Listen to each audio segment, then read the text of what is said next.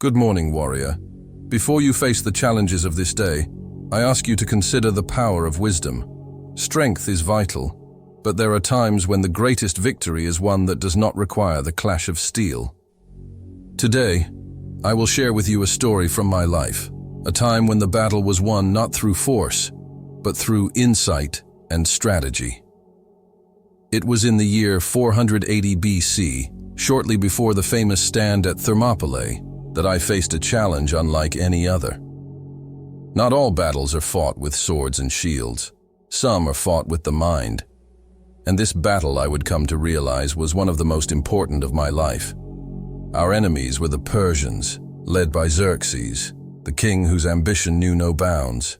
His army, vast and overwhelming, threatened not just Sparta, but all of Greece. We were but a few hundred men, surrounded by thousands of his warriors.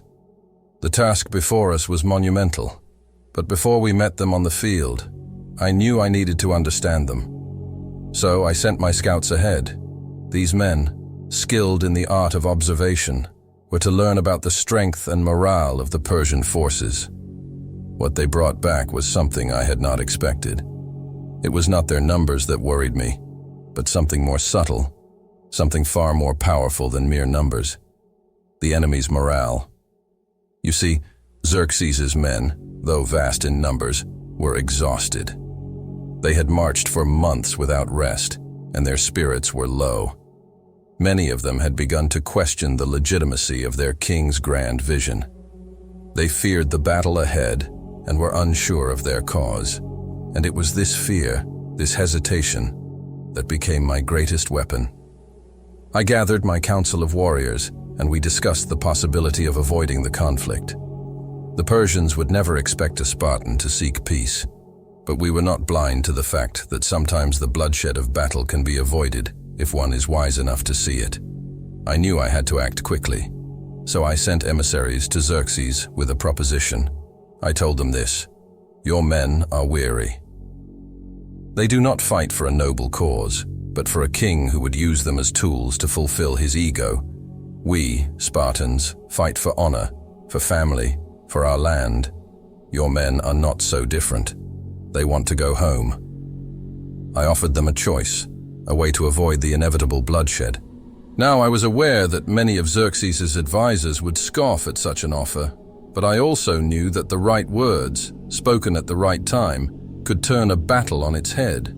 So I did not threaten. I appealed to their human nature, their desire for survival. I gave them two options. Either they could engage in a battle they were ill-prepared for, or they could lay down their arms and return home, saving countless lives. The choice, I believed, would be obvious. The response was not immediate, and I felt the weight of uncertainty. The enemy could have rejected my offer. They could have chosen war. But instead, what happened next was something I had hoped for, but could not predict with certainty.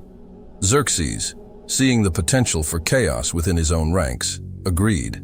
His men, demoralized and doubtful, laid down their arms and withdrew. The battle that could have turned into a massacre was avoided. I had won, not through force, but through understanding. I knew my enemy's mind, and with that knowledge, I found a way to prevent unnecessary bloodshed. I saw their fear and used it to our advantage, turning their uncertainty into our strength. The victory was ours before the first sword was ever drawn, and that is the lesson I wish to leave you with today. Not every battle is won on the field. Sometimes, the greatest victory is the one that never has to be fought at all. And in life, there will be moments when you must decide: will you fight, or will you find another way? Will you let wisdom guide you, or will you let your pride dictate your actions? A warrior's strength is not only measured by his ability to fight, but by his ability to see the world for what it truly is. Sometimes the cleverest thing to do is to seek peace, to find a way around the conflict that costs so many lives.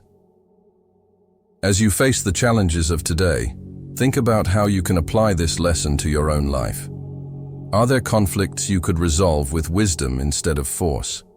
Are there situations where a calm, strategic mind will serve you better than a show of strength?